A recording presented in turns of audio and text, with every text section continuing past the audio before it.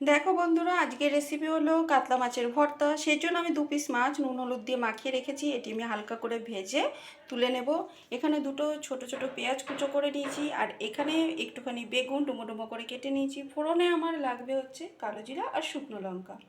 দেখো, আমি কড়াইতে অতটুকু তেল দিয়ে দিচ্ছি। তেল আমার গরম হয়ে গেছে। এবারে আমি মাছটা হালকা করে ভেজে তুলে নেব। দেখো তোমরা, এই যে আমি মাছটা ভেজে হালকা করে ভেজে তুলে নেবো। এবারে কড়াইতে এখানে তেল, মাছ ভাজার তেলটা রয়েছে। এখানে আমি একটা শুকনো লঙ্কা আর কালো জিরা ফোড়ন দিয়ে দিলাম। ফোড়নটা হালকা ভাজা ভাজা করে নেব। শুকনো লঙ্কাটা ভাজা হয়ে গেলে পেঁয়াজটা দিয়ে দেবো। হয়ে গেছে, এটা আমি পেঁয়াজ কুচোটা দিয়ে দিলাম। এবারে এটাকে আমি ভালো করে লাল লাল করে ভেজে নেব।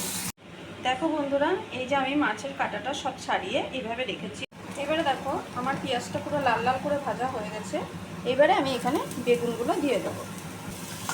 এবারে বেগুনটা এর সাথে ভালো করে ভেজে নেব। এখানে আমি অল্প লবণ আর হলুদ দিয়ে দেবো। তাই দেখো, এখানে আমি পরিমাণ মতো লবণ দিয়ে দিলাম। দেখো, আমি নুন দিয়ে ঢাকা দিয়ে দিয়েছিলাম যাতে আমার বেগুনটা ভালো করে সেদ্ধ হয়ে যায়। তোমরা দেখতে পাচ্ছ বেগুনটা ভালো করে সেদ্ধ হয়ে গেছে। এইবারে এখানে আমি সামান্য হলুদ দিয়ে দেবো। এই দেখো, এখানে আমি সামান্য হলুদ দিয়ে দিলাম। যতক্ষণ না হলুদের কাঁচা গন্ধটা চলে যাচ্ছে আমি নাড়াচাড়া করে নেব। দেখো তোমরা, আমি এতটা আদা, সামান্য আদা আমি গ্রেট করে নিয়েছি, এটা আমি দিয়ে দেবো যাতে মাছের কোনো আষ্টে গন্ধ না বেরোয়। সেজন্য আমি আদাটা দিয়ে দিলাম। এটা ভালো করে নাড়িয়ে নেব। এবারে এখানে আমি যে মাছটা বেঁচে রেখে দিয়েছিলাম সেটা দিয়ে দেবো।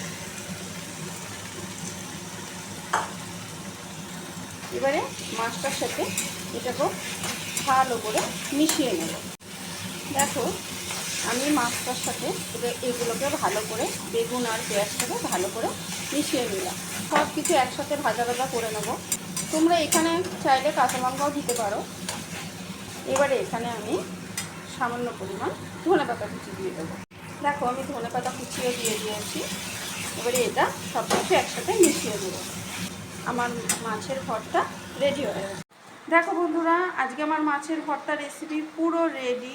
তো তোমরা এটা গরম গরম ভাতের সাথে খেয়ে দেখবে, অসাধারণ লাগবে। পুরো এক থালা ভাত তোমরা এটা দিয়ে শুধু খেয়ে নিতে পারবে। তো তোমাদের আজকে আমার রেসিপিটা কীরকম লাগলো তোমরা অবশ্যই কমেন্টে জানাবে। ভালো লাগলে লাইক করবে এবং আমার চ্যানেলটাকে সাবস্ক্রাইব করে আমার পাশে থাকবে।